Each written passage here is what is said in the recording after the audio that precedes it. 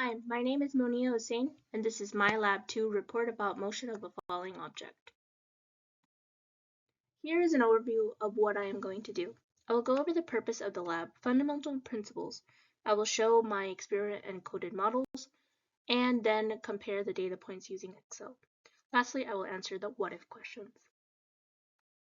The purpose of this lab is that we will observe the motion of an object drop from rest and fall straight down.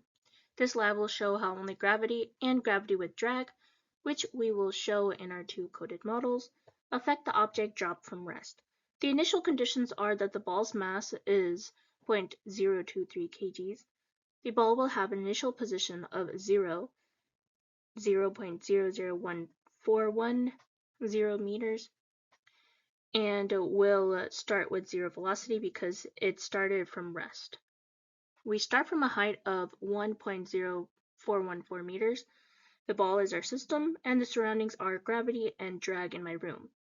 The observations from the video are recorded in Tracker. Closed group will be used to create two experimental models, one for only gravity and one for both gravity and drag. We are assuming gravity and drag are the only forces acting on the system. Air resistance and other forces are negligible. The first fundamental principle we will be using is Newton's second law, where an object in motion will stay in motion until influenced by a force from its surroundings.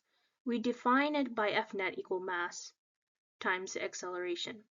We can manipulate this law to find the velocity update formula and position update formula, which we will use for computing the models.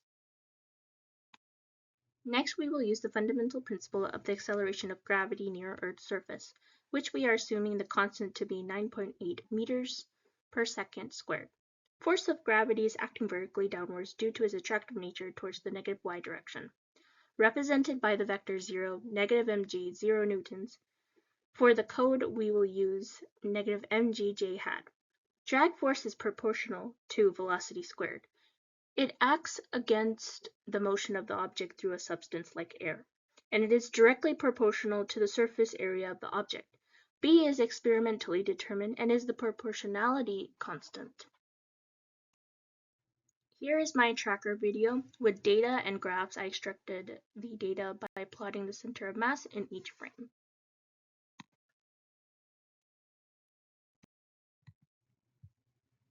Here is the code for Model 1 gravity only. I used the same initial conditions as I stated before. B is set to 0 because we want no drag. Then we have our last observation time of 0.433 seconds, force of gravity equation, and our velocity and position update formulas. The code for Model 2 gravity and drag is the same, but B is 0.0072, which I found to give the closest data to my experimental data, and I replace the force of drag formula to this equation.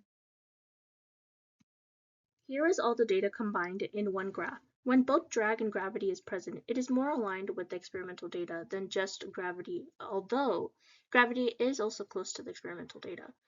Errors are mostly human errors.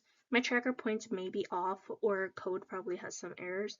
The amount of data from the tracker is less than the amount of data from the models.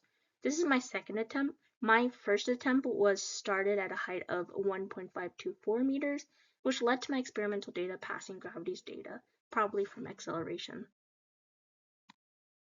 Here are the what-if questions. Which model, if any, predict a terminal velocity? Comparing the two models, the one accounting for both gravity and drag force is much more accurate due to where drag and the force of gravity match. This leads to constant speed, where no further acceleration is possible due to drag resistance. As you can see, graph 2 is beginning to become constant, while graph 1 is still increasing. What if the object was initially thrown downwards? The terminal velocity would not change as long as the object, gravity, and air stay the same. Changing the initial velocity would just change how fast the object reaches its terminal velocity. If the object is thrown faster than its terminal velocity, its speed would decrease until terminal velocity is reached, as drag increases with acceleration. Here, graph 2 is slightly different because I changed the initial velocity and it became a little bit steeper, which shows an increase in acceleration. but the approximate terminal velocity stayed the same. Thanks for watching.